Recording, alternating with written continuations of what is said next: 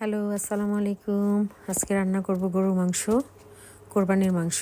ফ্রিজের থেকে কোরবানির মাংস বের করেছি, দেখলাম লেখা আছে কোরবানির মাংস। এটার মধ্যে একটা পেপার লেখা ছিল।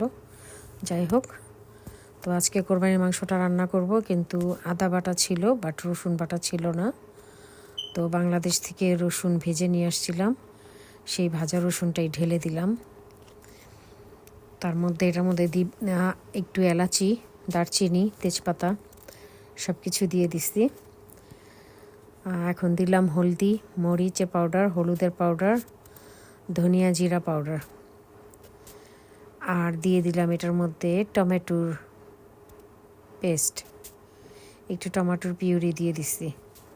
টমেটোর পিউরি দিয়ে মশলাটা ভালো করে ভুনা করে ঢেলে দিব মাংস।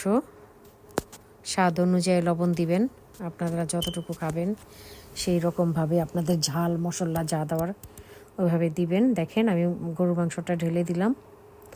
ঝটপট রেসিপি রান্না দেখালাম। দেখেন আমার মাংসর কালারটা খুব সুন্দর একটা কালার আসছে, যেহেতু টমেটো দিয়েছি এই জন্য খুব সুন্দর একটা কালার হয়েছে ভুনা মাংস।